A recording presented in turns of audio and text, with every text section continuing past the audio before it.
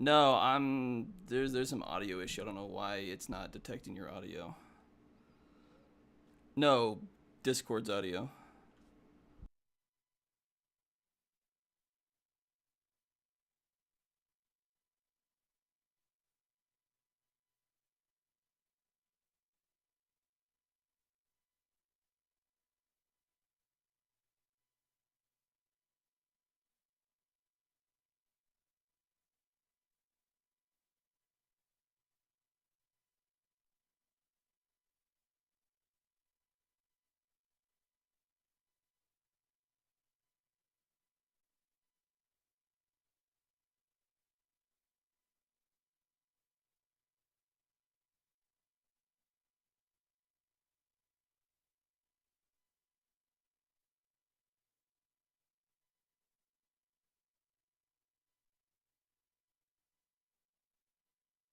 This way when I have heartburn.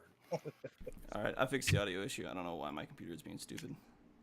His computer's being stupid.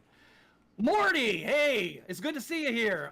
Before we get started with some news and everything, would you like to tell us a little bit about your unique brand of gaming and reviews? I review cheap, obscure Switch titles you probably never heard of or you've seen on the eShop and just skipped over because you don't know what they are. I buy them and play them, and then I'll either recommend them or tell you steer clear. That's cool. Heck yeah. Because we know one of your favorite ones you found. An adventure game called Lost Grimoire Stolen Kingdom, a game called The Solitaire Conspiracy, Splunking. There's a whole bunch. Oh, Splunking. I've actually played Splunking before, I think. If it's the same It's one. a good game. Yeah, Spelunky. I've heard of it. Spelunky, right? No, it's not Splunky. It's S-P... Spelunking? It's Splunking, except the K is capitalized. Oh, gotcha. Oh, okay. Oh, well, well, I'll definitely have to keep an eye on that because there's a lot of good games on the Switch that definitely, as you said, they just go unnoticed because there is so much garbage on there as well. So, you know, you're basically being the guardians of our wallets and our sanity on top of that. So much appreciated for sure. Well, anyway, we really, really are happy that you're here with us, and happy Devil's Night to everybody. And we're going to start off with something a little unfortunate news. Way out west in Seattle, Pink Gorilla Games International District Store was hit with yet another. One more time, they got hit with an armed robbery. Yeah, a thief had a huge backpack and he came in. He was wearing a mask because of the silly COVID mask wearing holdovers, and he was wearing this mask so they couldn't see his face. And yeah, we can do that again. Do we? should I remask? That is the worst thing that has happened yet. But yeah, should I remask? I apologize. I probably would, because we're gonna have to edit that in. I know it's super embarrassing while we're live. Is anybody watching right now? I think I have two on the I'm here. Game Junction page. I don't know. Bear with us, guys. Technical difficulties. We can fix it whenever later and can splice it however you want to work it. We're streaming on like 11 things. Yeah, there was the issue when I was fixing my camera didn't want to capture, so I had to like replug stuff in, and apparently it changed some of my audio settings, and it took me a second to figure out. We lost all that audio. Do you just want to redo it at the very end then? We can fix it at the end, and I can. Yeah, after we sign off, we can just go ahead and record then. Okay. All right. Cool. So we had some technical difficulties, and well, what a great show it wouldn't be without some technical difficulties. So, and especially on Devil's Night. Adds to the spice of life. Well, anyway, back to our friends at Pink Gorilla Games. The International District Store, they got armed robbed. So this guy comes in, he asks for a PS3, a boxed PS3, one of the original ones, as a matter of fact. And then he produces a gun, and he just kind of holds it there, and he says, empty the register, give me all these Pokemon cards and a bunch of games. And he said something about, he was just like, hey, you know, my brother's in the hospital, and, you know, that's why I'm robbing you guys. So I just wanted to kind of take him something nice. And I'm sitting there going, You know, how do you? Nah. You know, how do you tell your brother that? You get there, he's laying there in a bed. You know what? Let's say he's a 17-year-old kid, and he's like, "Hey, bro, I love you, and I hope you get better. By the way, I stole a bunch of shit in your name. Here it is. Get better soon." Yeah, there's no justification for any of that. No. Yeah, that's ridiculous. And this is like what, the 5th time or something? Well, this is the first time they've been robbed at gunpoint. At gunpoint, they've been robbed. Yeah. Yeah, they've been robbed after closing before. Right. They've been robbed, I think, 3 times this year so far. Afterward, you know, they busted out the windows and stuff. So they've absolutely ridiculous. Yeah, they beefed up security, but it's been in that location for 17 years. They say they have no plans to move. So should they consider private security or should they consider moving? So Tony, what do you think? I would probably do a lot more security. You know, the window, obviously the door, it's like just straight window pane. So maybe put some bars on the inside of that shit. That way, if they break the glass, at least they're not getting through the bars. You know, that's always a big concern, obviously, with any video game store, in my opinion, just security. Because I mean, high value items, a lot of shit in there, and insurance wise too. You know, like the one in Florida that got hit with the hurricane. You know, they had like over $1 million inventory, and were completely underinsured for that. So that's one of the scary parts about owning a store like that. You really got to secure your inventory. Yeah. I think that people behind the register did the exact right thing. You know, they just here you go. Give it up. Yeah, you have to. Take it, man. You have to. Yeah, man. you can't give up your life for somebody else's inventory like that. As sad as that is to say. Yeah, I watched the video. He played it really cool. Both of them. They did exactly what they said, and they were just like, "Hey, we don't want anybody to get hurt. Just take what you need and get out." And that was it. Right. So you know, you don't have to be a hero. You just have to be alive for the police to be. Exactly. At the end of the day, stay alive. Yep. Yeah. And you know what? Whatever, I don't know what all he got. I saw the headlines, stuff going on. I think I read it several times this year about these robberies, so I didn't go like super into it. But I did watch the video. I think that like the bars is probably the way to go. You also got to consider private security, man. That's expensive. We're doing it for Gaming Expo, and it is expensive. I mean, it's like outrageous. You got to have like high dollar sales constant. I think that he did install some bars on the windows, and I know he's got more cameras and alarms and stuff now, but what are you going to do about an armed robbery? I mean... Yeah, you're in the store. You can't really do much about it, and that's a customer to start with. Personally, I would... Go, yes, Morty, what's up? I mean, it's Seattle. I mean, the crime rate's through the roof there. Yep. I mean, there's only so much security, so much stuff you can do. I mean, I guess you could. I mean, if someone's going to rob that store, and the way he did, they're going to rob that store. I personally think they should move, but if they don't want to move, that's their choice. I agree with that. I also think that, you know, the time has passed where, you know, people, in my opinion, people should be allowed to walk into any place with a mask on. If people don't feel comfortable anymore, I'm going to get sick, and then I don't have fun.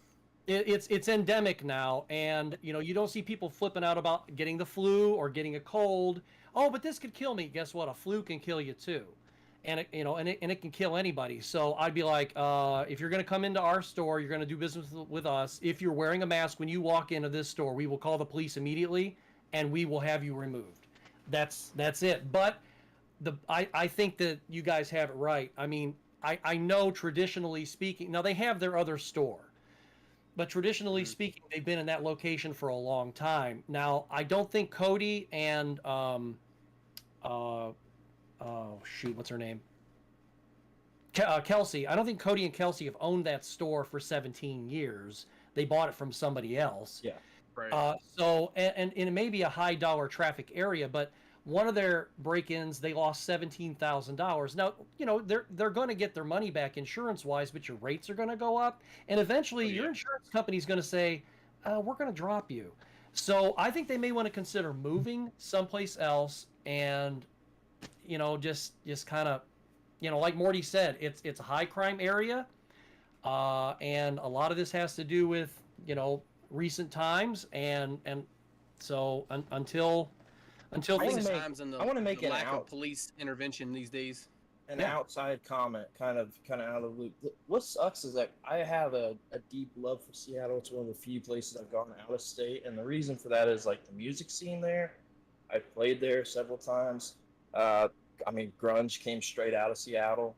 The whole scene was there. Like I do have a deep love for that, but I don't know what the issue is as far as crime rate. I don't know all the political stuff going on there. I've just heard it's a disaster zone. It's kind of sad.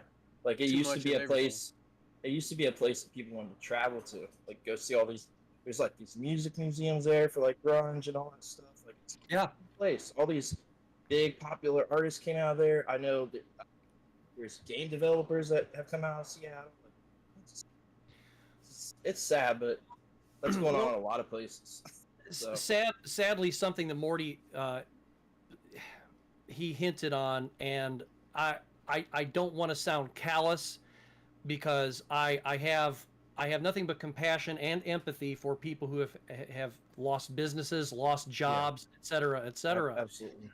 Yeah. But on the flip side of that coin, the people in the West have made their choice of what kind of government and what kind of people they want running things. And when this kind of thing happens, now they're starting to reap what they've sown. And it can happen anywhere, yes, but in states where you don't have this, we don't want police, defund the police, et cetera, you're going to see a lot more crime. So do I feel bad for them? Yes, I do. But at the same time, on the whole, a lot of these people, that's what they asked for. And I remember watching, one of the channels that I watch is Nerdrotic on YouTube. Hey, Gary, how's it going? I know you're not watching, but just in case you are. And when Gary moved out of San Francisco, they actually, and there was a news story too. He made this video. There was a news story that showed every block that this news truck went around, there was a U-Haul or a Ryder truck. Gary actually, when he moved from San Francisco to San Diego, and then just a few months ago, he was there for a year, and then because he's from the San Diego area, and then he moved to Texas, where a lot of people are going. So you have this mass exodus going out, out of the state of California and out of New York as well. We have a lot of big cities. Big cities are like really starting to get that. Gary literally had to drive 90 miles just to get a U-Haul truck. And this news truck, every single corner they went around, they saw every single street, there was a U-Haul truck. And they asked everybody, they said, so where are you moving to? Are you moving in town someplace? And they were like, hell no, we're getting out of here. We're moving out of state. So these are the people who are said, I'm tired of the kind of government we're having. I'm tired of, I'm tired of, this kind of thing. I say let it burn. That's, if you want to warm things up and you want to set things on fire, then you got to get cozy being hot. That's all I got to say. So I'm getting off my soapbox now. No, you really do just got to. It's all about the protection, man. If you're gonna be there, you got to understand the area you're in, and you got to know, you got to be prepared for stuff. But I mean, like, what are you gonna do at a video game store? Are you really gonna have a gun behind the counter trying to fight the criminal coming in with a gun? I don't even think you can have a gun in Seattle. Not legally. I mean, obviously that's the shitty part of it. So they're making it so hard to legally have protection for yourself. But the dude down the street can just walk around the corner and buy one off the other guy, and then walk into your store and take what you have with his illegal gun. Right. Well, hey, we know it's an unfortunate thing, and what more can we say about it? But we're gonna move on to the next subject.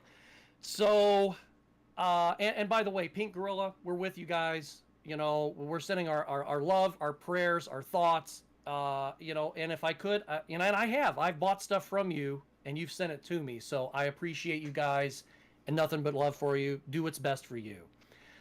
So I'm sure that you guys have seen that CD Projekt Red is getting ready to make a Witcher remake for the original game, which was, of course, only on the PC.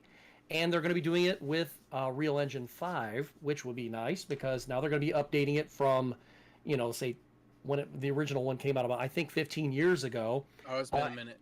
Yeah, has anyone ever played the original Witcher? I haven't. I didn't jump in until like the third one. I tried playing the first one, but it's a very dated game. It's definitely a 2000s game for sure. Apologies. It is. I got it working. Yeah, the Witcher one. If there's a game out there that needs a remake, I wouldn't say it's janky. It's just an older game, and if you're used to a lot of newer stuff, it's a game that doesn't cater to you. It's entirely different than The Witcher 3, so yeah. I think that's the thing. That's the one that took off with people. So, Morty, have you touched it at all? Have you ever played that one? I have The Witcher for PC. I never played it. I mean, I've only really played the third one. Okay. Yeah, my is sitting there. My son's played through The Witcher 3 a couple of times, and he's just like, I know you're not into a lot of RPGs, but he was just like, you got to play it. And I'm like, I bought it. I got it. So, well, it connected to that, of course, now we have the Witcher TV series, and of course, Geralt is played by Superman's Henry Cavill, and of course, Henry is returning to the role of Superman, as we found out here recently, and he also sent out a tweet about it, especially after making his cameo in Black Adam. Reportedly, Netflix has been changing things around, and according to rumor, that's the reason why he's leaving, not because of returning to Superman. Who knows? Liam right. They paid him a shitload more money for Superman. Probably so. Now I've never watched Witcher yet. I plan on it. It's on my list, but I've been ultra busy. Heard great things, but I'm so bad with TV these days. I just can't. I sit down and start to watch something, and I'm pretty much out. Yeah, that's my thing too. I'm not caught up on anything. I haven't even watched TV. So, I watched the first 4 episodes of The Witcher, and I got so bored I turned it off. The second thing I watched this entire year was the new Hellraiser. That's it. I watched 2 things. That was pretty much a letdown for me as well. Oh, about 15 minutes of the Dahmer shit. I want to watch that too, but every time I try to watch it. We'll get back to Hellraiser in a little bit, because I do want to talk about that, because I did actually get to watch it, and I've got thoughts too. Yeah. Well, then let's move on to the Sega Genesis Mini 2. It releases this week. Yay! Anybody? Nice. I pre-ordered it. Anybody else? No, I did not. I refuse to pre-order games. It's not a game. I will not dig into that trap. I hate calling it pre-ordering because it's just you're just ordering. I mean, it's a mini system. It's not a it's not like buying a game. Fair enough. It's also Sonic, so it's not my thing. Well, Sonic CDs on there, right? I think. No, the Sonic CD, 3D Blast, and Sonic CDs on there. That's it Sonic-wise, but there are some other. I mean, just some of the there are 61 titles, including Desert Strike, Return of the Gulf, Hellfire, which is very expensive. Truxton, which is fairly expensive. Herzog Zwei, also fairly expensive. Splatterhouse 2, kind of pricey.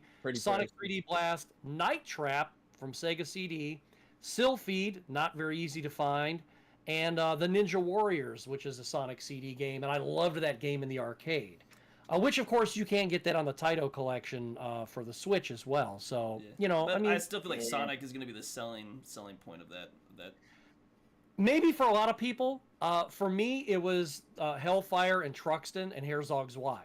Because I would love to play Hellfire, but I am not getting my wallet out and spending $200 on a copy. That's a wallet dump for that one. Yeah, so that's a lot of games right there that just in itself would probably cost you upwards of $500 or $600, and I haven't even named all the rest of the stuff on there.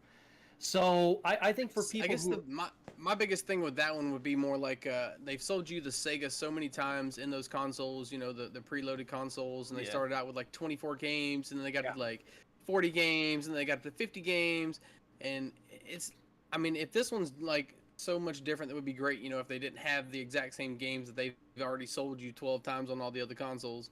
But it's just kind of that's what's different about this one. They've done those collections on everything, right?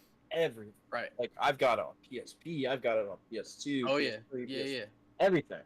Switch, and Yeah, go ahead. Yeah, no, I was just gonna say what's different about this is them incorporating like some of the higher end titles, the CD stuff. Which Exactly. I mean, the CD stuff is where it's at. If you're a Right. collector of that or in that scene, it's some expensive shit. So it's got some good like high end titles on there that makes this worth grabbing, even if you can get the first one. Because I would say like you didn't get the first one, that's fine. Skip that. Like those are all the games you can get on all these collections for the most part. And that's why I got rid of mine. I Yeah. don't have the mini one anymore, just because of that. Yeah. I think I've got the one that was released like a couple years ago. I got it, but that's it. I didn't even get that one, to be honest with you, but I don't really see a point in these minis, especially if the games are available elsewhere. Yeah. sure. Yeah, sure. Save money. I mean, if the games are available elsewhere, I really just don't see the point in paying $200 for, a little piece of plastic. Well, I mean, a lot of these games haven't gotten ports to anything, so this is That'd be the only.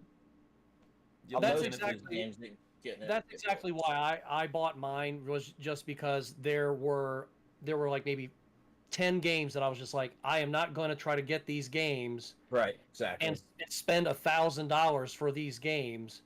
Now, yeah, there are some, fairly common titles on there, like, Oh, that always has its shovelware. There's Golden Axe 2's on there. I mean, I have an at-game Sega Genesis here, and it's got all 3 of the Ooh, that's rough, though. Don't play that, please. It is. It does not sound good. Bad emulation. I mean, for $100, and that's what I paid. While I was with shipping, it was about $119. It's worth it to me just for those games. But I am with Morty though. Like if it doesn't have anything really specific on there, something that is like a high dollar item, you're like, well, look at the original the Sony Mini. That was a piece of crap. I gotta pull up what I was excited about on it, but go ahead, Yeah, the Sony PlayStation Mini, that thing was trash. Ooh. They were actually using like European ports for that one, I believe. Yes, they're doing all PAL. And well, some of them were PAL, not all. But the thing that really saved that thing is once it got hacked, it actually turned the system around, and now it's you're able if you have a couple extra laying around, you could sell them for a halfway decent dollar, versus it's just a piece of shit sitting over here and nobody wants it. I already sold all mine, unfortunately. Dude, I swear to you, I bought 2 of them for $20 each at Best Buy when they were trying to get rid of them. Do you still have 2 of them? I still have 2 of them. I'll get one from you then. Unfortunately, no, because one of them belongs to my son. So he just has to take it home. You have one. You have one. I have one. Yeah. But there's some mods for that are pretty sweet, and like you can use just a simple like USB drive to fill up the thing. Really, I mean, it's pretty wild what you can do with that thing. But out of the box, if you're not somebody that does any of that stuff, like it's not worth your time. Mm-hmm. But then again, like Raspberry Pi, which I have. We're not going to talk about how you get games on there, but essentially functions the same as a mini. It does the same thing basically. But, exactly. Yeah, I mean, as long as you at the end of the day, have your own games to load onto it. Exactly. Yes. It's legal emulation at the end of the day. Like nothing's running. I haven't heard any complaints on any games, but I did want to read out just a couple of games that stood out to me. So, Lightning Force, Quest for the Dark Star, that's a very expensive game, and that's one that I've always wanted to play. There's only a few, really, that I care about, like less than 10. Shining Force in the Darkness, Shining Force 2, pretty expensive games. I know there was something I was pretty excited. I was excited that they put Final Fight CD, but super excited they put Night Trap.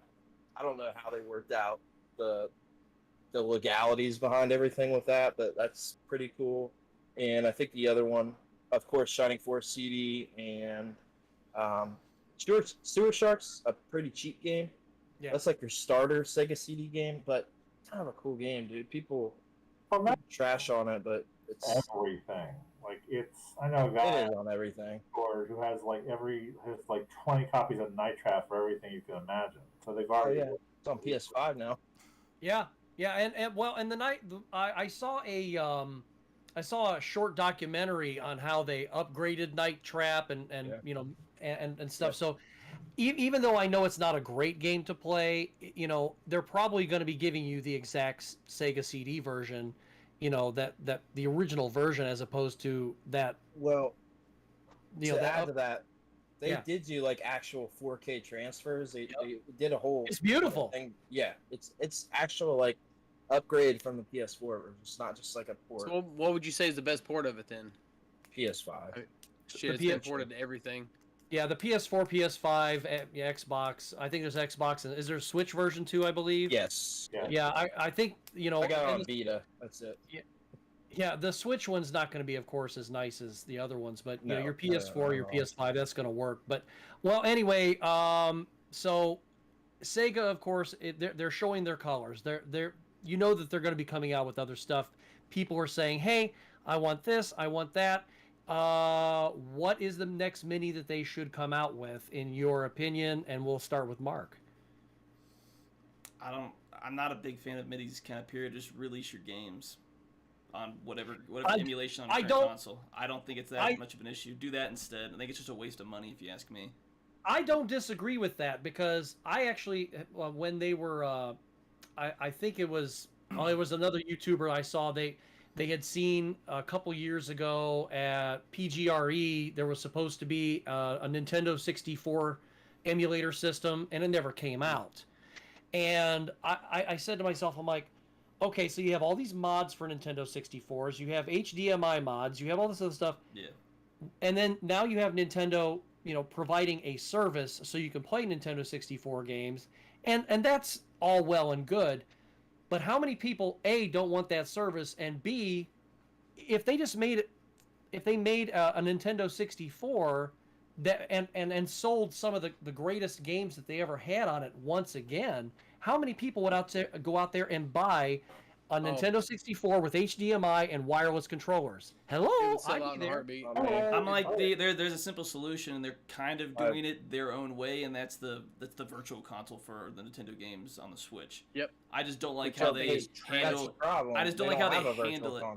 But they do on the Switch. The way they release games is annoying. So here's a problem. Let me dive into this real quick, because I got several points to make.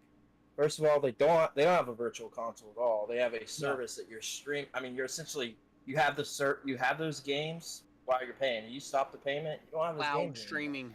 Streaming. That's the only way you're going to get these games at this point, because it's going to make them more money. You're not going to get the standard release if you want something like this. It's not the virtual console that we're used to, but it's what you're going to get. I mean, my other point to those is them doing. So here, look at it this way. Say we had 60? Is it 61 games, Scott? 61. Okay. So look at it this way. They released 61 of these games. Like you got ports on the PS5 for all these. At minimum, they're $9.99 a piece, right? I'm sure $9.99. I feel like that will be the price point. How much is that going to be at the end of the day? I mean, for these games, you're paying $9.99 for each one of these 61 games.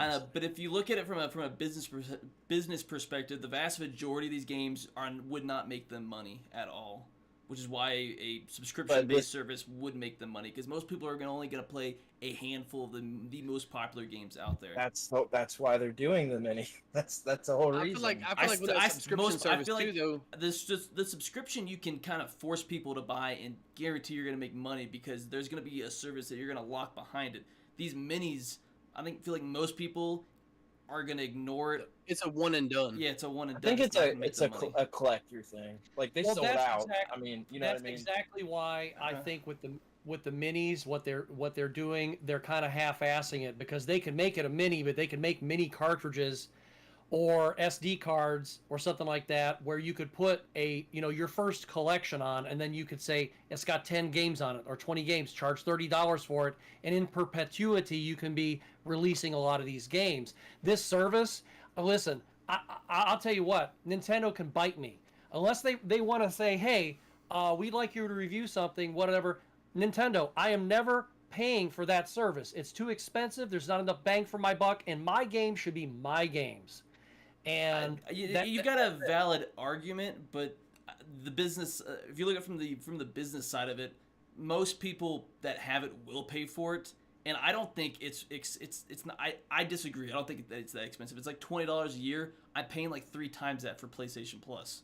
Like, I don't think it's $20 a year. Yeah, because I paid for it. I have it. It's not that expensive. $20 a year. Yeah, it's like the third of the cost of PlayStation, Xbox's online service. It's very cheap. That price is actually on top of you're already paying for the Nintendo subscription, though, correct? Because you have to pay for your Nintendo whatever the hell subscription. No, there's two different layers of it. Yeah, there's 2 layers. You either pay for the cheaper one or the more expensive one. Yeah, but it's an add-on.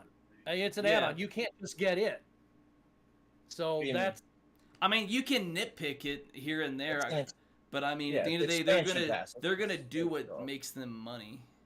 If you just look at it from they're doing business. well. And their financial reports. It works for them.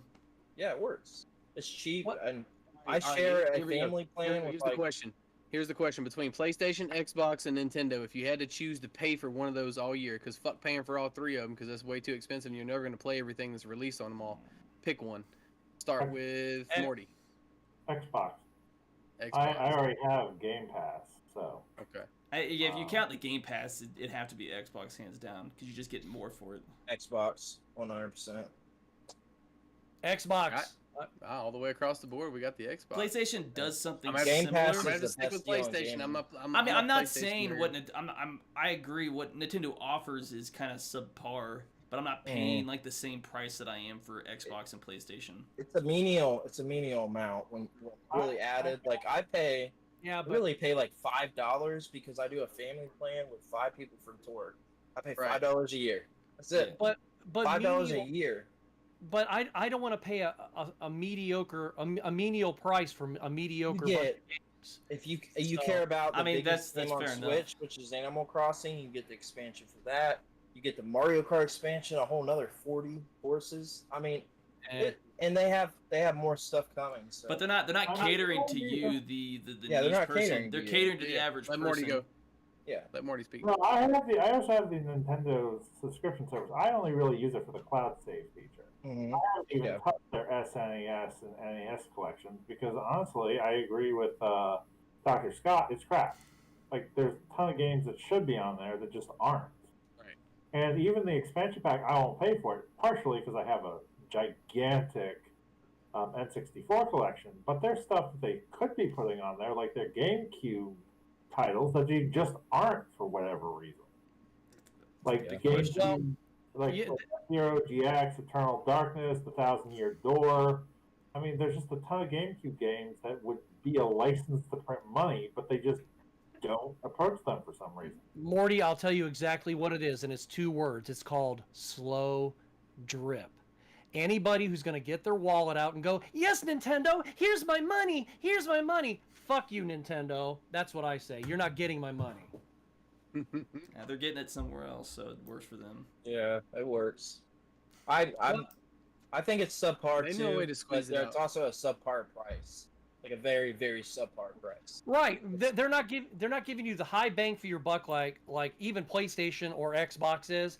Fine. If I paraphrase and quote Steve Jobs all the time, and I look at it like this. Number one, if you're going to price out the consumer, in my opinion, if you're going to offer a really crappy service, you should be doing it for $5 damn.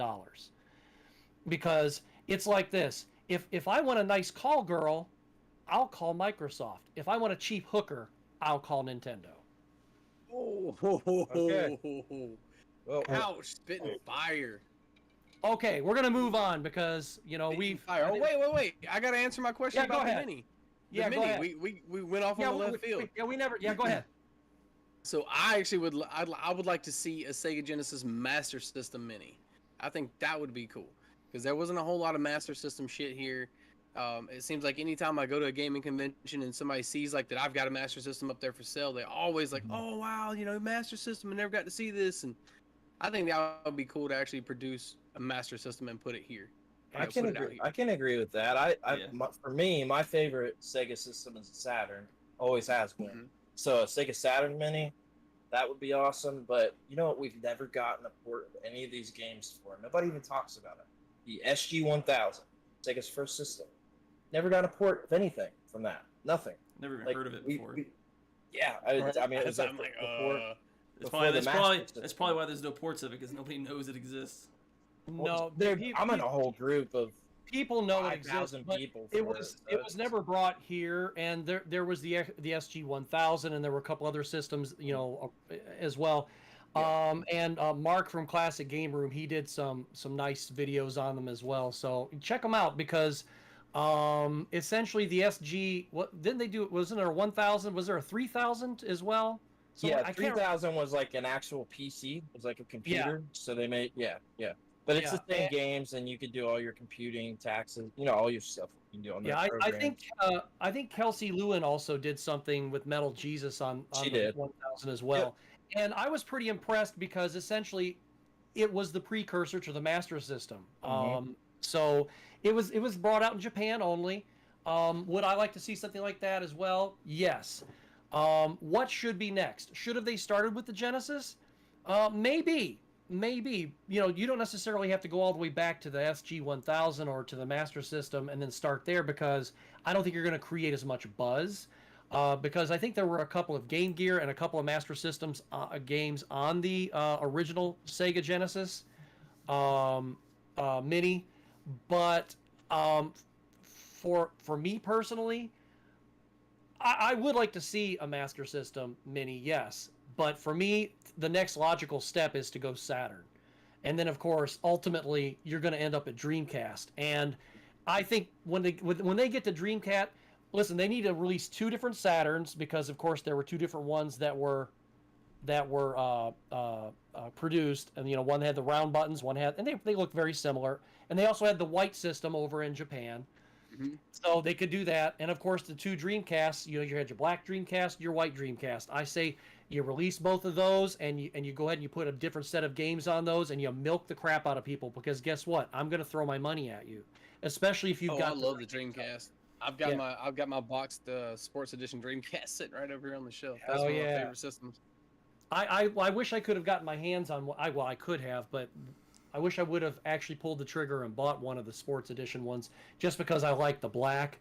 But I've still got my original one that I bought back in the day, and it's hard modded and will play anything in the world. So you have a GDMU in it? I don't know what they put in there, dude. I just took it to a shop and that's what it would have been. Yeah. So you have everything loaded on. That's me when it comes to that shit. I don't know hardware. I'm just make it where I can play everything. Or you just can play Japanese and. Right. I can play all the Japanese games. Yeah. There's a really cool mod for it. Just play the entire library. That's something I would like to do on the YouTube channel at some point, but it's kind of similar to like what I have done with the GameCube. I would like to do that and pimp out a different system, not that one. That one's kind of my baby, and I don't want to touch it. We'll cover them all. Yeah, it's like give me a system. Give me a separate console. Sure. Give me one that I can Frankenstein. Sure. Yeah, for sure. Shall we move on to the next one? Yeah. Okay, so. This one is kind of a conundrum. So we all know that Call of Duty Modern Warfare 2 was released this week. I don't care. I lost care about Call of Duty a couple years ago, but that's not why I'm talking about this. Now, according to Does It Play on Twitter, this is an account on Twitter, there's only 72 megabytes, just 72 megabytes of data on the PS5 disc. So therefore, it is only a key to download the other 150 gigs that you have to download to play this game. Now, your passkey. This is the start of the digital only. Exactly. Now, this means that anyone buying this is not receiving a true physical copy of the game. As a matter of fact, buying the game digitally would be preferable, as you're not being tethered to the do-nothing empty disc, and you can install the digital copy on multiple systems instead of being tethered to that disc. So, the disc essentially, you become, you have to have that disc in order to play it. So I guess my question would be, if I buy that game and then sell that disc, say to Mark, can Mark take that disc and download it on his shit? Yeah. Okay. So it's not like a one-time use only thing then, or like it's not linked to your account with the key on that disc. It's still it still feels a waste. There's no data on the disc. What's the point? Well, exactly. So kind of physical at this point, because I buy for Xbox, I get a CD popped in. Day one, there's 100 gigabyte download. Yeah. Why? Every time. I'm not sure in 20 years when I pop the disc in if I can even play the game, because if the servers aren't up, who knows what happens. They'll kill it. Precisely. They can kill it. They've done that. They're doing that now with games already. Like for PS4, there was already some games. Hell, even with the PS5, what was it? There was already one game with the PS5 that came out on launch day that they're already like deleting servers for. So it's not even gonna. Godfall maybe or something. Was that it? Maybe. Godfall. Yeah, Godfall. Like they're shutting the servers down for it already, and it literally just come out like 2 years ago. So, I mean, and if I paid $60 for that game, you shut the servers down. Do I get my money back for that game? Nope. Fuck no. Fuck no. So you're still not even paying for the game. You're bound a license to play that game until they want to shut it down. And that's one of the reasons how come I've always, and we've talked about this in the podcast before, I always look at my Xbox discs. And if it says at the very top, in the very top right corner, if it says Smart Download, that means that disc is only a key and there is nothing on it. And I also look on the back of my Nintendo Switch games to make sure, is there a cartridge in there? Yeah, download code only.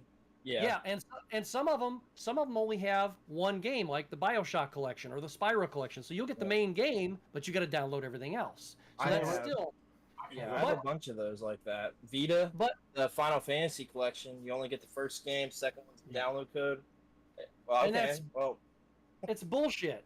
But fear not, my brethren, I have something to surprise you with. So Does It Play is not just a Twitter account. They have their own website, and we can put the link down there. But if you look up Does It Play, you can go to their website, and what it does is you can put in the title of just about any recent game within the last, say, 5-10 years, maybe up to like the Xbox One and the PS4. You put in any title, and it will tell you if, 1, a download is required, and 2, if you can play it offline. And it will give you other details as well. So I looked up the Master Chief Collection just for the heck of it. So yes, you can play it offline. There is no download required initially, and it also tells you other stuff like there's other like Halo Reach and ODST. They are games that you of course have to purchase, and you have to download those. And updates withstanding, notwithstanding, you're still going to be able to play the game, other than not having all the updates. Let's say you put the disc in, and you don't have an internet. Day one edition, basically. Right, you're playing a day one edition. So you can put, look at your recent titles, and you can put something in, and you can actually find out about this. And then that way, if you truly want a game that is something where the data is actually on that disc, and you can actually play it offline. Good site to find out. It is nice to find out. So this is great for collectors and everybody else who actually wants their physical game. I'd say what would be a really fun, day one play of is if you could get a copy of Cyberpunk and get it on a console with like no updated data whatsoever, and unhook it from your internet and just play it as it's downloaded. Like There's people have done that. Fun as hell to play like that. Yeah. Do it on an original Xbox One. For sure. Yeah.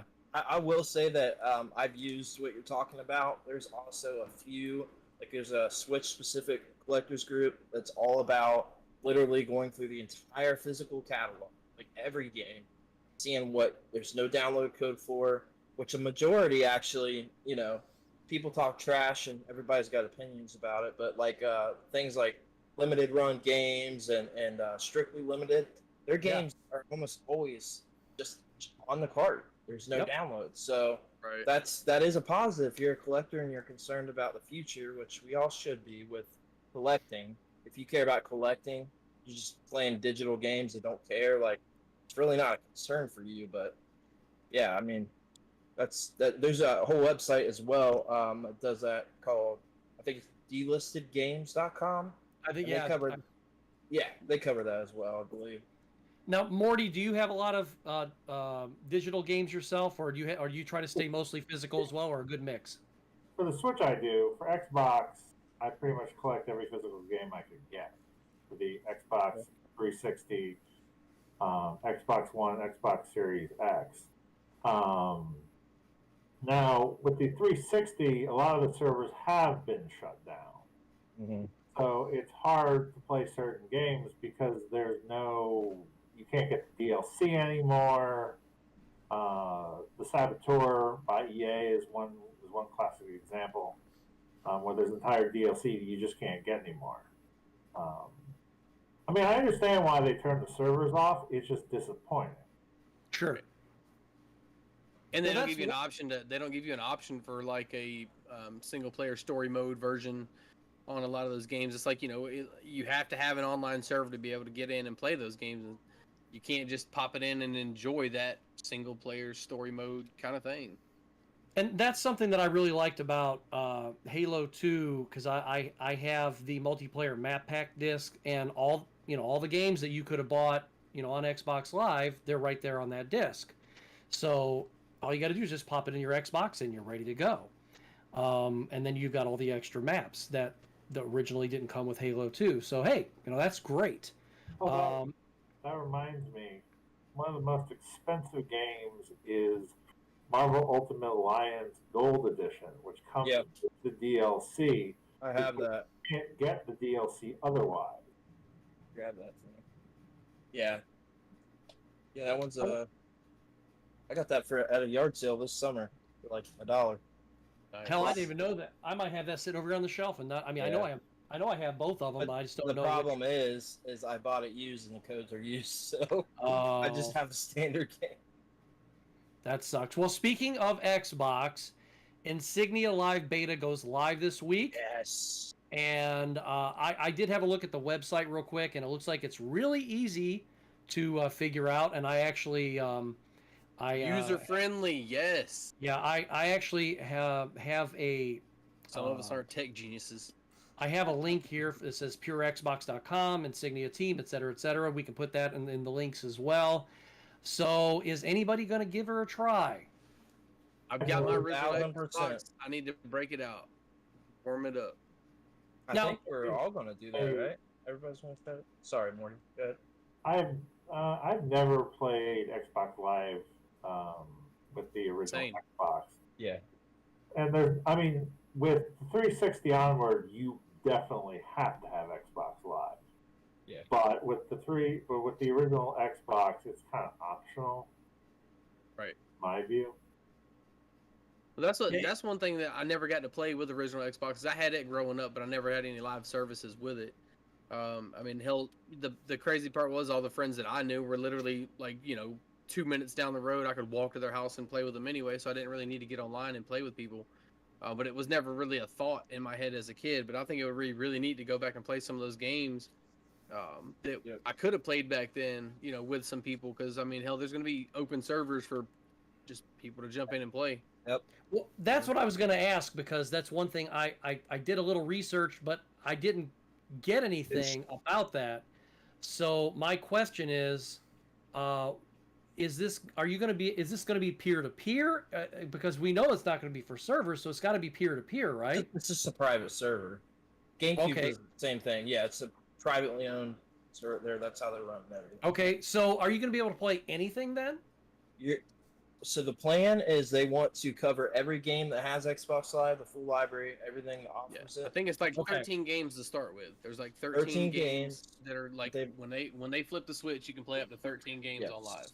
And then shortly after, you'll be able to play 25, I believe. So they're going to do it in batches. Yeah. See, I did not see any on the couple of sites I went to. I didn't see a list of anything. It was just like, hey, you can go to this site and here's how to do it, and that was it. And I was like, okay, well.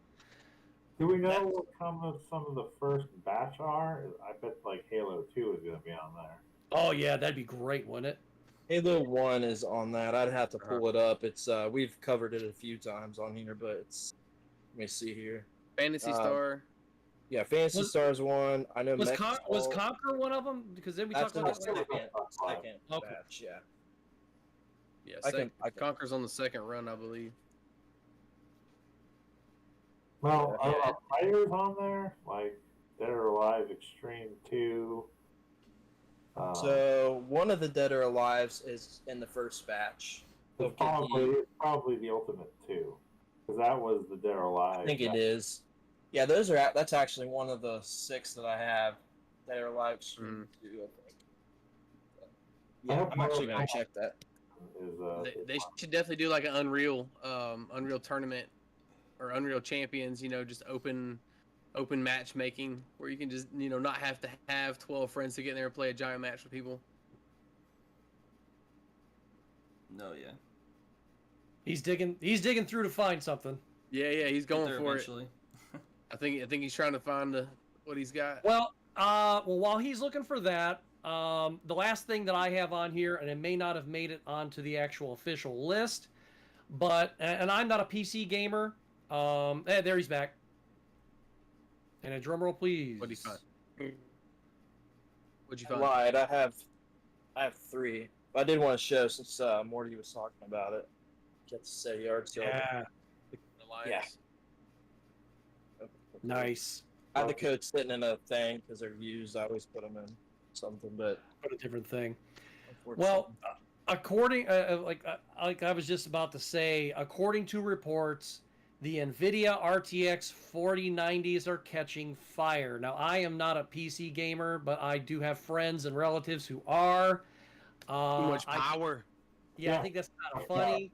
The power. Any of you guys planning on getting one of these, or? No, my computer would definitely not run that shit. My computer won't run a 90 fucking or 9 whatever. I don't even know. It won't run. I am running a laptop. It's got 3050 Ti. I don't even have a PC. So. Well, my question is this: Would you be able to hook up the original Crysis, and then you just punch a hole through the universe then?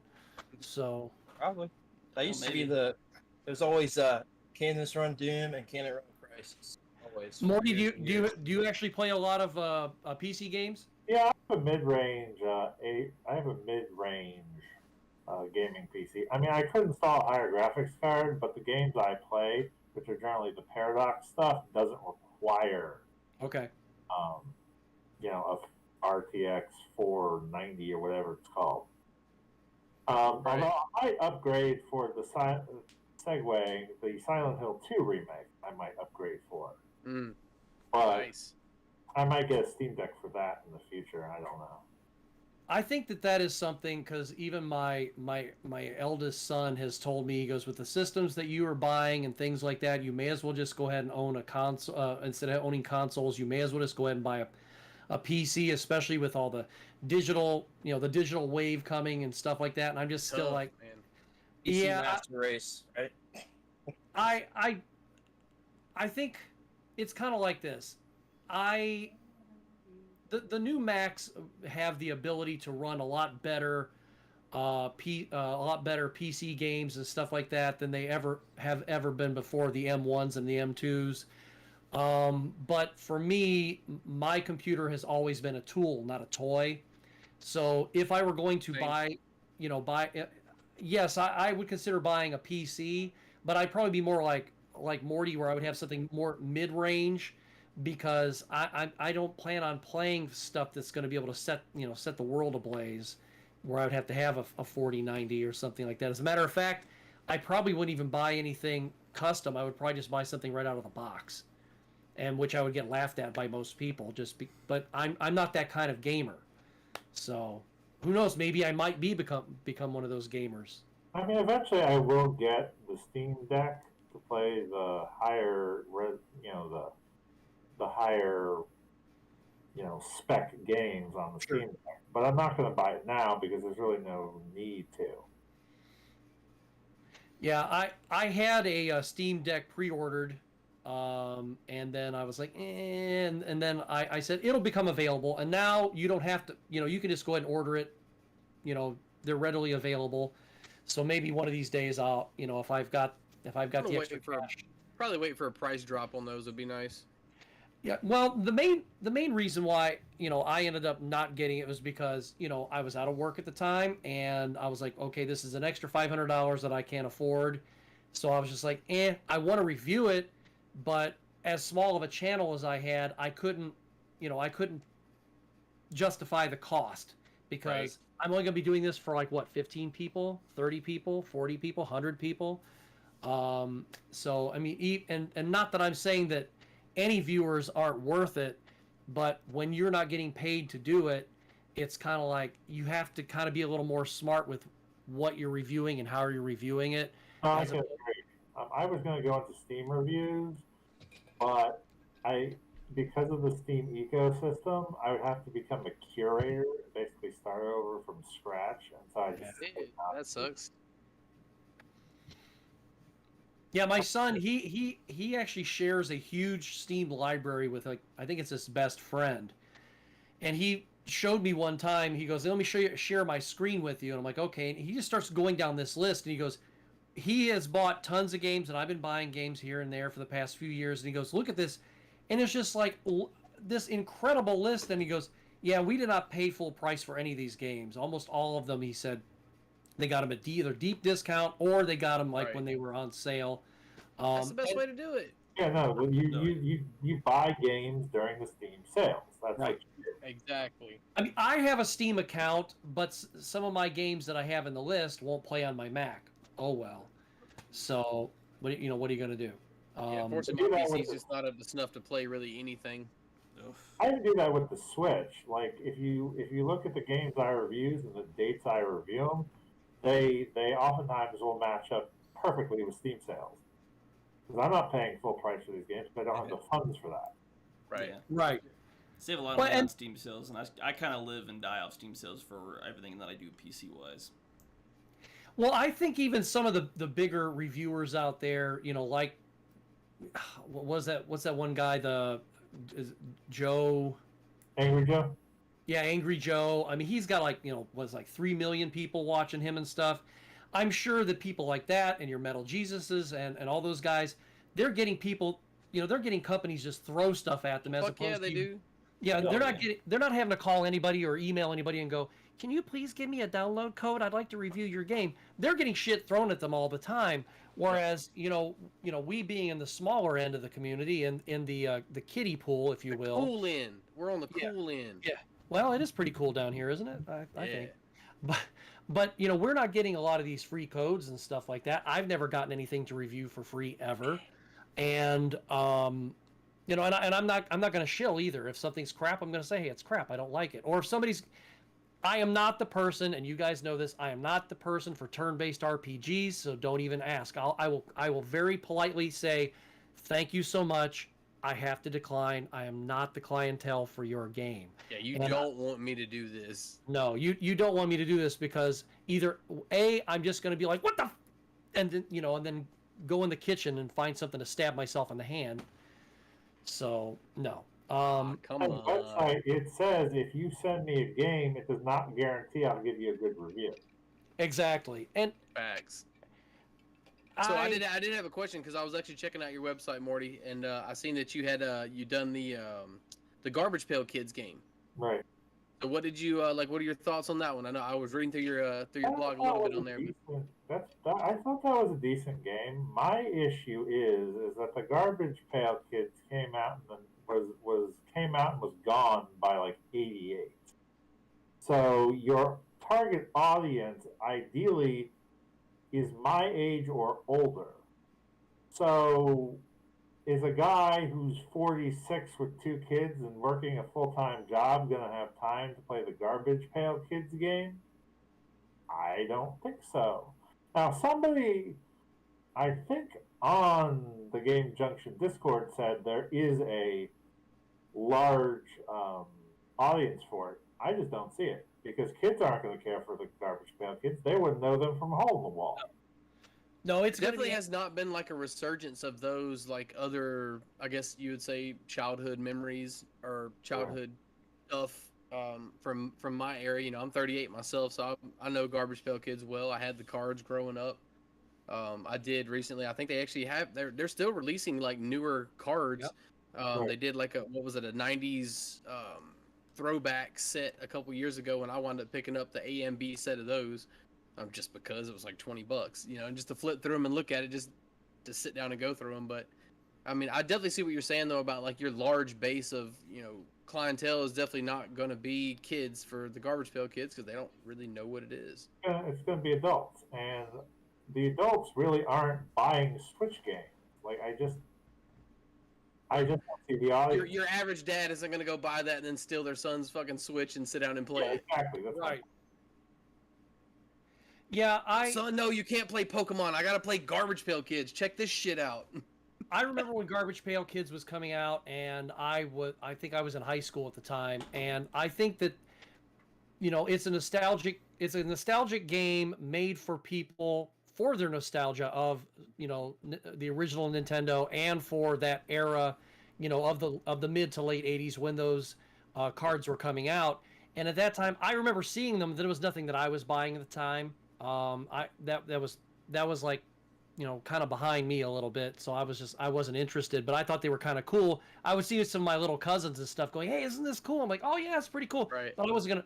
But yeah, I agree with Morty and with you, Tony. I just don't see anybody running out to grab it, especially since most people who are, you know, let's just say the 18 to 28 crowd or even younger. I don't think any of those people are going to even have an original Nintendo lying around, right? Or even something that can play an original Nintendo game, or their dad might have one. So Dad, go put your Nintendo out of the closet. I got this new game I want to try out. Yeah. No, you know, I can speak a little bit. Sorry, Morty, go ahead. It's just like I said, you know, and that's the problem with a lot of these retro games is they're trying to throw back to an era, trying to recapture an era for people who just don't care about games anymore. Mm-hmm. There was a game I reviewed called Mission 1985, and it was a throwback to Operation Wolf and I love that game. Era. And it was terrible.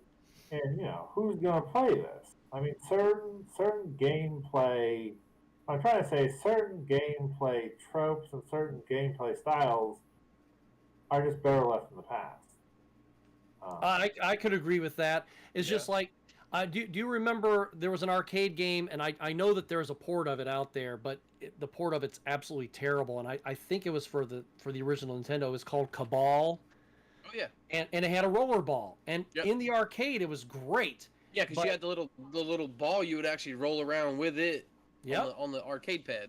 But that I'm not saying that roller balls are a thing of the past, but well, they kind of are. But that style of gaming, Morty hit it right on the head. You know, that type of game, that's from that era, and that's where it needs to stay. Unless somebody does come up with something innovative enough that's going to capture people and you know and captivate people, but I just don't see it happening.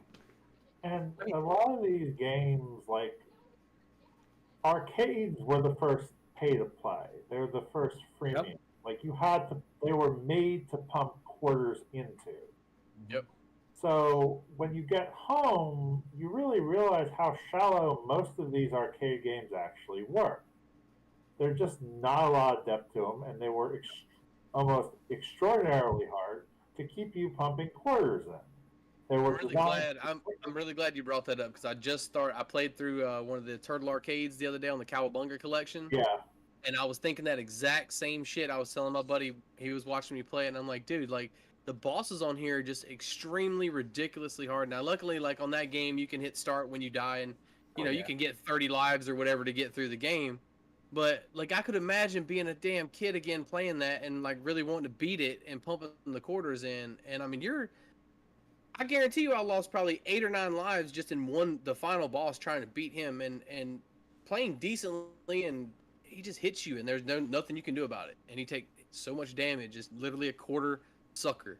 That and the damn Simpsons arcade machine, I spent way too much money on that game. When it came out for the 360, I played it and thought, this isn't actually very good. We're just relying on nostalgia. Right. But a lot of the main games for the arcades were designed to be picked up and played by anyone just walking up the machine. Yep. Slap a quarter in and go. To get you to pump quarters into. And that's a problem I have with a lot of the NES and SNES era, where a lot of these arcade games came home. They're just not very deep or interesting, and they don't hold the test of time, in my opinion. I agree. I mean, as much as I love to play Tempest, in the arcade. Playing it at home, I can play it for maybe 10, 15 minutes, but I'm done. Now, if I was at an arcade or if I had a Tempest machine and with the actual spinner, I might play it a little longer, but it's not going to captivate me and keep me engaged as long as, say, I mean, just off the top of my head, a Grand Theft Auto Vice City or Grand Theft Auto 5 or something like that. Definitely something to play on. More in depth, right. I gotta say, I mean, I kind of disagree at some points just because, like, 4 of the 6 games I beat this year were all arcade games. I had the Capcom Beat 'em Up collection. I beat 3 games on there, and then just beat 1 on the Fighting collection. I mean, it makes sense for what an arcade was. Like, they got to make money. If they're making just 50 cents for every person. Oh, yeah, yeah. You didn't want somebody to put $1 in and play for freaking 3 days. You know, you wanted, right. You wanted it. I mean, look at, what is it, Dragon Lair. So you played Dragon Lair in the arcade. You literally died within 2 seconds of putting your quarter in that fucking game. And that was done on purpose. That was done on purpose. And then if you made it past that first death, you died again right there after. Oh, shit, here's another quarter. Like, I think...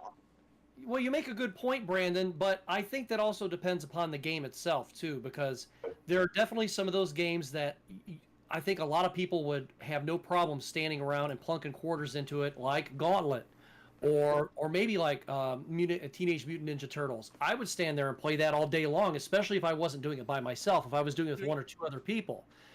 But you know, would I want to sit there and play Operation Thunderbolt now? Maybe not, especially not by myself.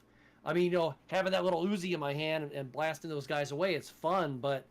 the Aerosmith arcade game, there you go. There's so many different types of arcade games, though. It's like, it depends on what you're playing. Like, if it's like a beat 'em up, are you probably going to want to, if you're really into it, probably not want to play it by yourself, though. Like, I've never enjoyed a beat 'em up as much as I have with like a friend, right? But still, they're great games. I mean, there's a lot of stuff like Tony touched on the Simpsons arcade. Like, that's fun, but what we've done for arcade games now is given like the unlimited lives. You know, not worrying. You know, you have control of the game fully, but you can't expect like a 6-hour game because it was meant to be rotated amongst people. So, games are an interesting example because they were meant to be played with people. Mm-hmm. They have a little bit more depth than, say, the Simpsons arcade game. Although, in one review, I forgot what it was now, but I mentioned that Goro with MK1 was simply that hard to get money out of. If people remember that. Oh, yeah, I played that. Definitely. That was Mortal Kombat, and Mortal Kombat 2 were in our local arcade, or our local skating ring. We played the shit out of those. First one I ever played was Mortal Kombat 1. I remember seeing within the last 2 or 3 months there was a documentary style video that there was a YouTuber did one on Mortal Kombat in the arcade and Mortal Kombat. It might have been Angry Video Game Nerd, and he was talking about it may have been him or it may have been a different video that I watched along those lines, and he was talking about how badly some of those games cheated, whether it be at home or even in the arcade, just on purpose. On purpose, just to get more money out of you. Exactly. Shao Kahn still fucking cheats. Fuck that boss. He can suck a dick. Damn, hey, I just happened to see a comment come through on the YouTube by Eep. It's arcade games are like beer. You don't play one expecting it to last for hours. You just move on to the next one. Seems Dude, relevant. he's right. That's Sean, by the way. Thanks for tuning in, Sean. But yeah, I do agree with that. I mean, it's a very typically like a party style environment, like especially if we're talking like the second wave of arcades. So we're talking post like Atari Star Wars. We're getting into like the 16-bit arcade. It was always the big thing too. Any like movies that portray arcades back in the day, it's always like a huge party. Like it's everybody hanging around, watching that one dude killing it. Like, got a group of people around you, all the noise from all the arcades. It wasn't just that one arcade in your face. It was literally the entire room. Like, it was a scene. It was a whole ass scene, which made it amazing. I remember when what was Pit Fighter? Not the best game in the world, right? But I mean, in the arcade, it's still halfway decent. But if you had Pit Fighter versus like one of the Mortal Kombats that came out at that time, I think it was the first one. you're going to see people around that Mortal Kombat, and that, you know, you might have somebody who couldn't get to the Mortal Kombat playing Pit Fighter. But I remember there being 2 Pit Fighters at my local arcade, and both of those damn things had people just standing around them like right. you're talking. Putting your quarter up there for next. I got next. It's a social thing. That's how arcade games were designed. You can't look at something 20 years later. It's something we don't even do now. Arcades, like, they're, you know, they have to be like a selected place. Like, arcades were everywhere. That was the way to play games. Didn't have, like, you know, a lot of people didn't have, like, NESs or stuff. And even before that, we got arcade games before the console games. So it's like, it's you got to look at the era, the things that were going on, what kids did. Like, I mean, even as a kid, for me, I can remember going to the arcades and doing stuff like that. Like, that was a whole event. Like, being able to play those games. Like, my skating ring, local skating ring, it had like 8 arcade games. So we would go there and play for hours. Yeah. 8 games, and that's just what we did. So you had to work with what you had. The Sandusky Sandusky Mall in Sandusky, Ohio, they used to have an arcade called the Gold Mine. Now, we had an Aladdin's Castle at the Illyria Midway Mall, like near where I grew up. And they had a nice arcade, but the Gold Mine was like 5 times the size. And occasionally, you know, my parents would take me out there, and I get to play, or I would go out with my best friend's parents, and we would just head right for that arcade. And they used to have Vanguard in the arcade. And that was the very first time I ever heard such absolute awesome sound quality and subwoofer coming out of an arcade machine. And when that song would come up, like when you hit the energy and it would be playing the music and stuff, and I was just like, holy shit. I couldn't wait to go to Sandusky Mall just to play that game. And then when that game finally disappeared, I was like, oh. Yeah, exactly. And the funny thing, too, is that the arcade version, like 9 times out of 10, was always better than like a home console port. So you still wanted to play it. It was a different game. I mean, I can't tell you how many games, you know, the arcade version is, like I said, 95% sure that's a better version for you. So you still had a reason, even if you had it at home. There's one style of game which coming home you just can't replicate, and that's the pinball game. Absolutely. I mean, there's something about having the actual machine with the actual ball versus just this, you know, physicless computer. To me, that's a lot of the feeling as well. Like, really, because you feel a pinball machine when it moves, you know, it vibrates, it shakes itself. You know, you feel the ball hitting the pins, the little flippers moving. Like, I mean, that's a really like a sensory machine in itself right there. Like, I really, we have like a big expo up here in Atlanta once a year, and they have like a huge pinball room, and it's really awesome going through and seeing all the pinball machines they have. That's always a blast, is playing pinball. That's why there's, like you said, in person though, not the online shit, because it just doesn't. It's not the same. No, it isn't the same. You get to feel the arcade or the pinball machine, and that's why Arcade 1-Up is so popular. There's a huge community behind that. I'm in like a Facebook group with 20,000 people, and they're doing pinball machines now. Yeah, they're still making pinball machines. Yeah, Aaron's doing Alive and Well. Yeah, my uncle scalping those. My uncle, one of my favorite uncles. All my uncles were my favorite on my mom's side of the family anyway. And my Uncle Harry, he used to babysit me, you know, quite a bit. And when I was little, and my mom would play bingo, and my dad, he worked late night, and my Aunt Charlotte would go with her. So like, oh, you want to stay with Uncle Harry? You're like, yeah, sure. And one of the coolest things eventually happened. He said, hey, I got to show you something really cool. And I'm like, you know, 7 years old. So we go into this a little den area that he had a desk in it and everything. And he goes, I got something that's going to blow your mind. I go, what? He had a pinball machine. And he goes, I just bought this pinball machine because like his youngest son, who had just turned like 18, was like, Dad, I don't know, he had a hookup with somebody, like a bar had closed or something, and he bought this pinball machine. It was a full-size damn pinball machine.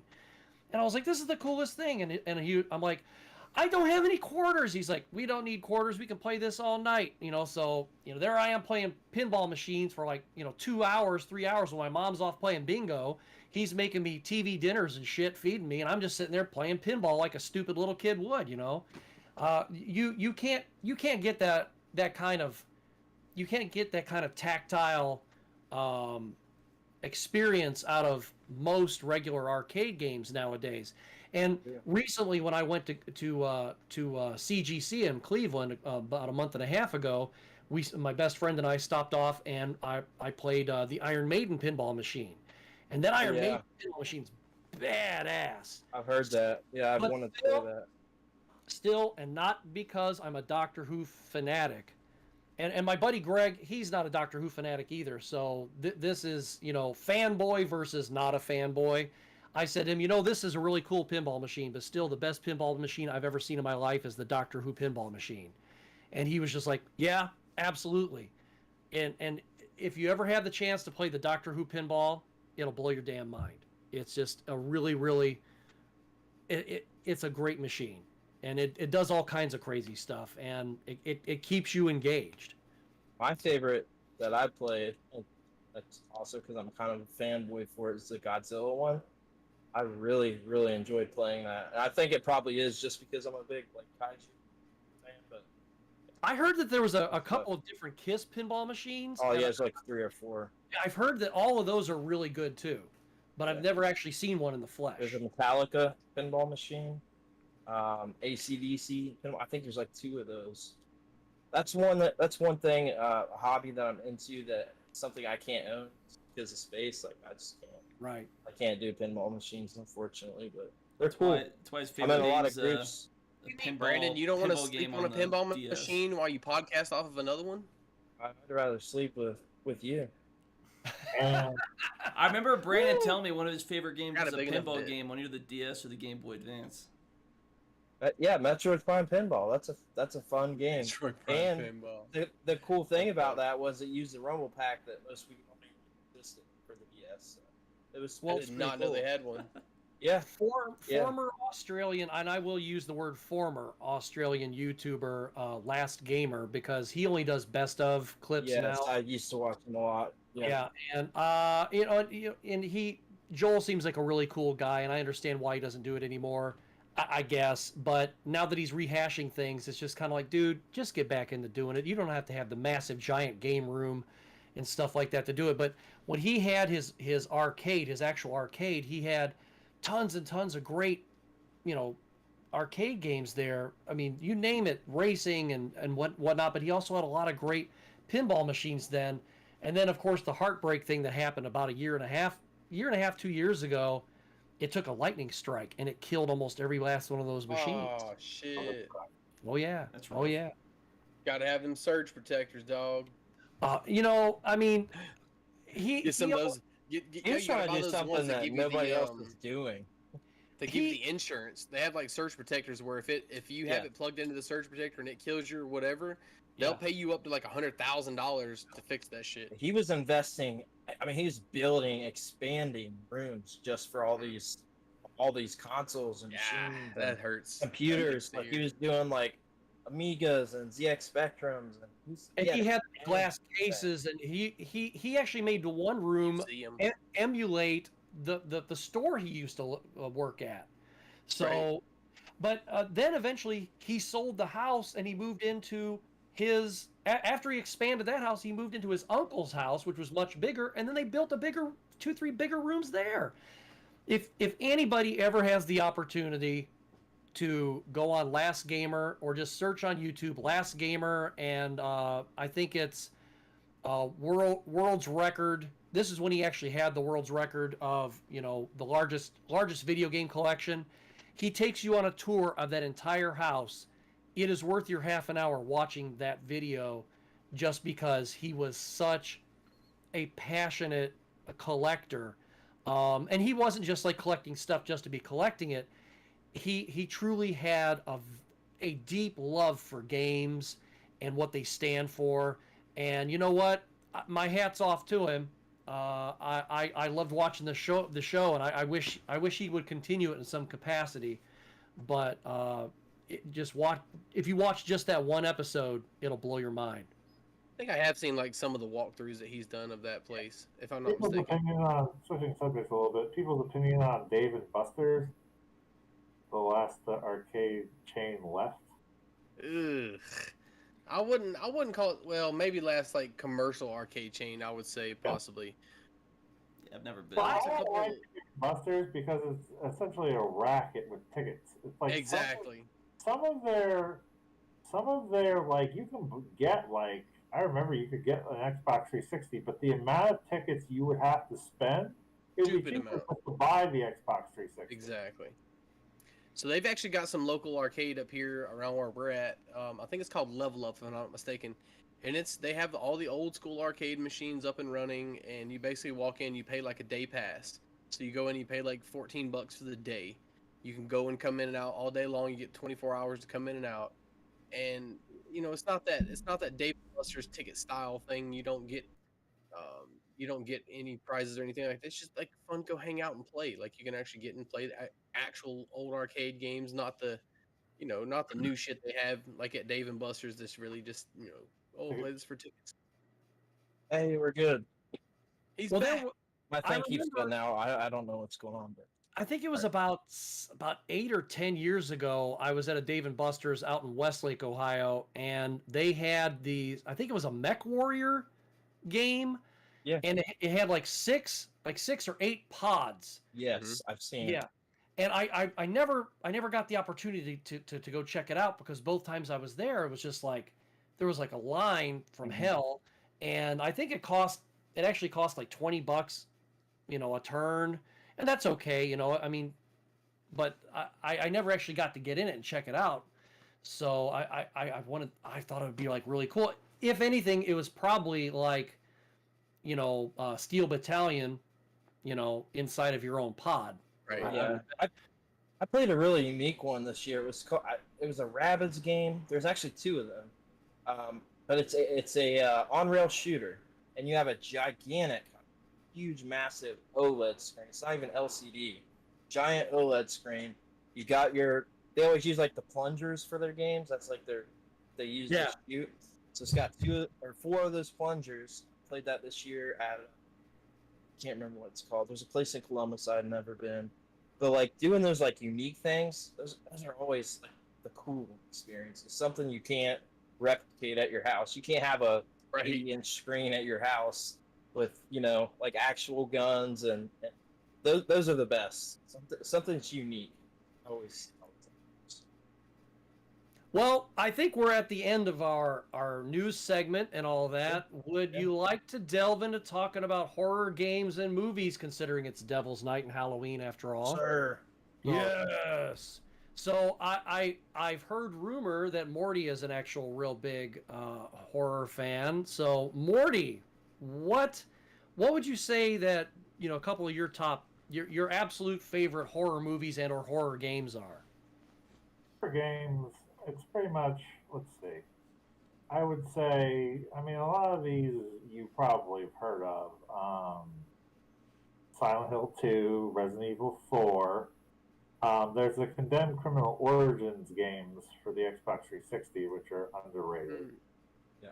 Dead Space 1 and 2 are good. They're about to come out with that Dead Space remake. I hope they axe the. I'm interested in that actually. I hope they axe the asteroid section. I was never able to get past that. It was hard, but I got past it. Watched my brother-in-law play Dead Space, and that game looked freaking sweet. Yeah, it's a great game. It's just I could never get past the asteroid section for some reason. Hopefully they make it easier to just get rid of it. There's the Fatal Frame games, which are good. Yep.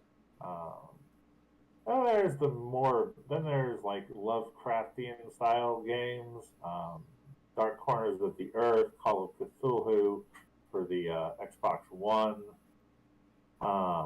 Yeah, is that any good? I've often wondered. Call of Cthulhu, yeah, I liked it a lot. I'm not a big fan of, me personally, I'm not a big fan of the stealth horror games like Alien Isolation. Yeah. Or the Amnesia games. Like, if I want to bash it with a crowbar, let me bash it with a crowbar. So is it Call of Cthulhu more like that? Yeah, it's more. Okay. Because I actually had it in my hand at a GameStop recently, and I was just like, and it wasn't that expensive, and I was just like, okay, I'm like, maybe not. The best Lovecraftian game is probably The Sinking City, although it doesn't exactly have the license. The problem with The Sinking City is a lot of the content repeats. You have only 4 enemies, and every like house has the same layout. But that's what kind of really kicked me out of that game, honestly. That I was starting to play that one, and I noticed that really bad, and that bugs the shit out of me when I'm playing games. Me but the storyline's top notch. So don't get me wrong; it's some of the best Lovecraft horror. You could definitely tell that's where they put the money into the story. Right. Then let me think. I mean, Alien Isolation's a great game. I mean, if you like Halo, I mean that's probably the best version of that genre. I agree with that. Alien Isolation is top notch. Let me think. I mean, there's a lot of indie horror games out there. Although I don't tend to review them for my site because a lot of them are the stealth horror kind. Although I just reviewed a game called Buddy Simulator 1984, which is a horror game, and it's actually really good. Never heard of that one. Yeah, it just came out last week.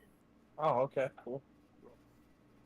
Yeah, I mean, I'm kind of all over the place with the horror games. Like, it just depends. It's got to be something that pulls me in. Like, I know me and you have talked about the Resident Evil stuff. We really like Resident Evil. Yeah. And I also really loved it up until 4. I dipped out with 5 and 6. I bought both. Started those games, got a little bit of the way in. I knew that those weren't for me. They brought me back in with 7 remakes, and yeah, enjoyed those. Did you have the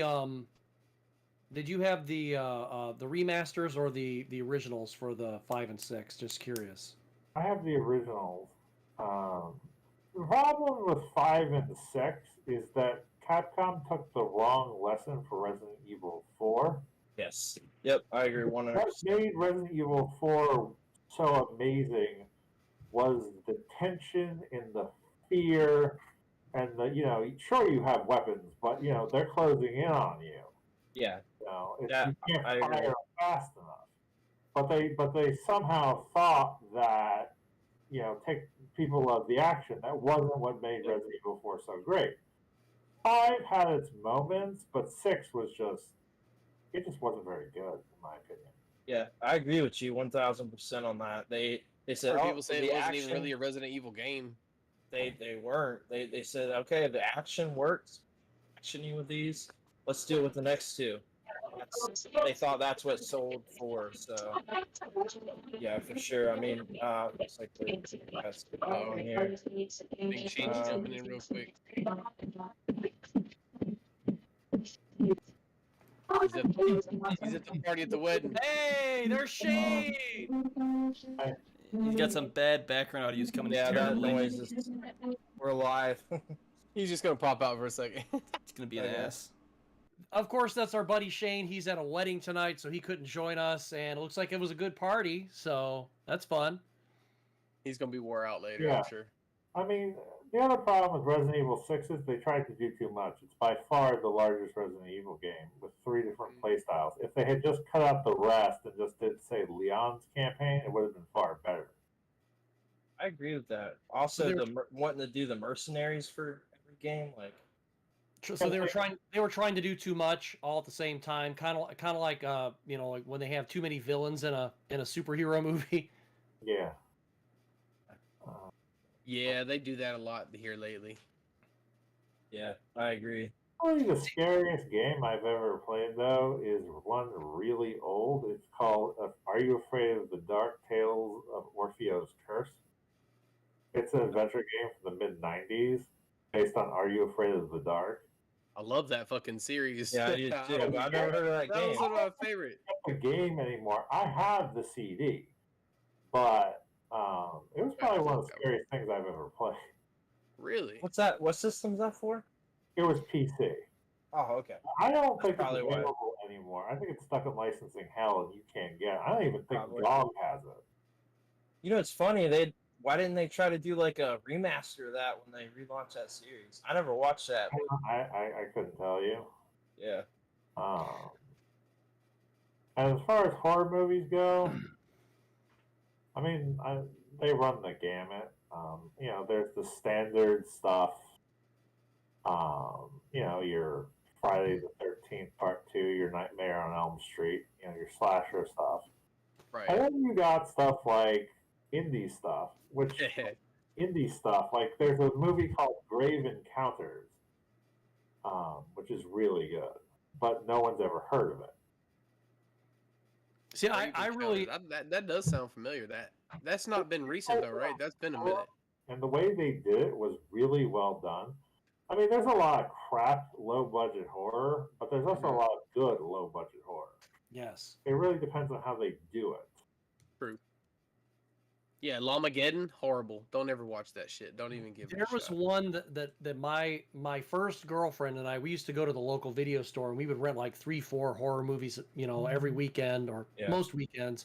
And there was one that I was able to track down and buy on DVD because, of course, it was on VHS when we watched it. And the name of it is Pin, P-I-N. It's a little slow, but it's worth it if you watch it because it's more of kind of like a psychological horror because it's about these two younger kids, and they grow up. I believe I haven't watched it in a long time, but their dad is a doctor, and I believe isn't his practice? Doesn't he do a lot of his practice out of his house? Like his practice, like his office is connected to his home, to their home, I believe. But he has this anatomical dummy, and I guess the name for the dummy is Pin. I don't remember why. It's been a long time since I watched it, and something ends up happening and the boy starts kind of going, and I believe he starts turning himself into the anatomical dummy Pin. I think murders start occurring too in Pin's name, and we don't know if it's the actual doll or if it's the guy doing it. You know, real crazy movie, low budget, but it was actually really good. I watched when I watched that when I worked at Blockbuster. I was so into horror. I was taking all these just like horror titles, taking them home. You know, when I worked, I'd take like 2 home or something. I had a lot more time, no kid, so I'd watch like 2 of them a night. And, you know, I would do that for a while and just dive in there. There's just wild horror stuff. Like I've seen some stupid stuff out there. The Masters of Horror Showtime series was good. I've seen pretty much all of them, although I think the best is John Carpenter's Cigarette Burns. If you could track that one down, that's great. It's about a haunted film reel, a haunted movie that causes people to go insane. Then there was also a 2-season sort of erotic horror called The Hunger, which was really good, although that's more hit or miss. What's I can't think of the one. My wife and roommate, they've been watching it here recently on Netflix. You ever see ABCs of Death? You ever see that one? That's a cool one where they did like 3 films, but essentially they go through the entire alphabet. Way of killing somebody. I wasn't interested in it, but I've seen part of it. They're cool. They're cool. 2 and 3 are better. That's interesting. They're just little short films going through the whole alphabet. I'm trying to remember. I mean, there's Tales from the Crypt, which was good. I rewatched it several years ago. Season 7's terrible, but the rest of them are pretty good. There's The Outer Limits, although that's more science fiction. There's Monsters. Again, that was hit or miss. There was the old HBO show, which you can find some of them on DVD and stuff. It was called The Hitchhiker. And that was kind of like Twilight Zone meets Creep Show, and it was a little on the sexy side because you'd have a lot of people who were, you know, fairly big stars now, or even kind of up and coming at that time, and they almost of course, you know, as a 12-year-old kid, I'm sitting there watching it going, boobies, yes, you know. So I was in for it for the horror and for the boobies. Right. It's all about the boobies when you were little, though. Yeah. You would get through the scary shit like this just to see the boobie. Yep. Hey, close your eyes. You can't see that. There's another really good one that it was. I think it wasn't like real big budget, but it wasn't a low budget movie, and I want to say it's Guy Pearce in it. Anyone ever see Ravenous? Yeah, I've seen that cannibal movie. Yeah. Yes. Yes, I love that movie. I need to go see it. There's a whole bunch of horror films that the horror class I took over the summer had like a list of like 50 movies on it. I need to go, and I just need to find the time to go through it again. We've got a couple viewer comments here I missed on Facebook. I didn't realize. We have Braxton saying that 6 was fun with co-op, and then he said 7 VR is phenomenal.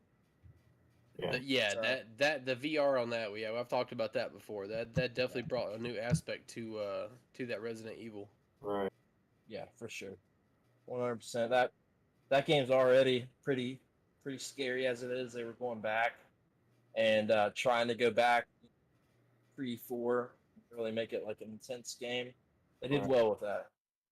I wonder if they're going to remake 5 or 6. I mean, 5, if they redo it, make it a lot scarier, intenser than they did. Right. Definitely would say if they're doing those remakes, not masters. It seems like the ones that they're doing are the most popular ones right now. Well, they used to Code Veronica, but for some reason they just don't do it. It seems to be the bastard stepchild of the Resident Evil series. Like, it just hasn't come out. Like, they just don't talk about it for some reason. I don't know why. There was a game I was going to bring up a little while ago, and I don't know if it would be considered horror per se, but I know it's definitely stealth. But I think psychologically speaking, when you're trying to play this specific title, you know, it gets your heart pumping, and you're like, I really don't want to get caught. It's not like it's Metal Gear Solid, and you know, all of a sudden somebody's caught you, and you can just shoot them in the face and throw them in a locker or whatever. But it's called, oh hell, it just went out of my head. Gosh. Oh shit, we made him lose it. I got it on the shelf over here. Oh, Republic. Oh. Republic. It's basically a camera stealth game. So there's someone on the other end, and I guess you have a radio or something. I played about half of it so far, and you are, or maybe they're talking to you through a speaker system or whatever, and they are observing you, trying to help you get out of this place that you just wake up in, and you're like this girl, and you're just like, why the hell am I here? And they're like, okay, well, if you hide behind this and you go around this, and you can actually kind of see where the cameras are and where the people are and everything. It's a creepy ass game. It's not too expensive. You could probably find it on Amazon for about $25, maybe even less than that. I think I found a copy of it at GameStop, I think once, and it's rare to find it there, but I think I found it there for about $15, $20, I think. But real fun game, Republic.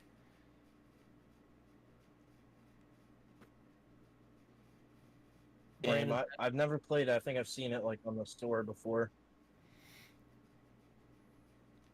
Can you hear me? Okay. Yes. Yeah, I can hear you. Okay. All right. Yeah, I think I've heard of that one, but I've never. Oh, how could I forget the Parasite Eve games, especially Parasite Eve 2, Parasite Eve 1. For sure. Yeah, I have actually read the Parasite Eve the novel. It's completely unrelated. Like, it's some doctor in Japan keeps a little sliver of his wife's kidney, and it turns into monsters or something. Weird. Those are good games, though. It's a novel. It's just not. It's only tangentially related to the game. Gotcha. It's more like a spin-off, or is it just like a non-canon? No, the novel came first, and then came the game. Okay. All right. Didn't know about that. Yeah.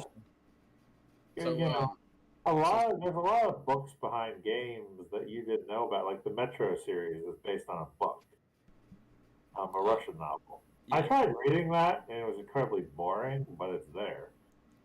Yeah, the games are definitely. Give it a shot, though. Yeah, I do want to mention a new show, though, a good horror show that my wife and roommate started watching recently. It's Guillermo del Toro's fucking Cabinet of Curiosity. I don't know if you guys have watched. What's that? Is that an anthology show? So it's kind of like a multi-episode show. Like each episode is different completely. Like there's no like correlation that I've noticed so far, other than like anthology. One little thing. I'm not sure what you mean by the anthology show. Well, that means it's every episode is different. Yeah, correct. Yeah, it kind of gives you that like Tales from the Crypt vibe, something like that. You know, each episode is different. It kind of, but there's like maybe like a little connection between each thing, but it's not like here's the huge connection. But that show is creepy as shit, and they've had some really good episodes so far that I've listened to behind my back here. It didn't come to mind till you said the Tales from the Crypt, but it's the remember the old Ghost Bump series they used to have? Goosebumps. Yeah, it just all of a sudden came to mind, like, oh, so many memories, so many shows that as a kid scared the shit out of me. Now I'm like, this is terrible. Oh yeah, it's bad. Watching it back, it's bad. There's like one good book, and the rest of them are terrible. Yeah, pretty much. Oh, the Goosebumps? Yeah. Yeah, I had the first 42. After that, they were just getting awful, and I just stopped reading them. Probably the best, in my opinion, was The Ghost Next Door. The first 20 Goosebumps were good, and then after that, they just fell off. Mellowed out. Yeah.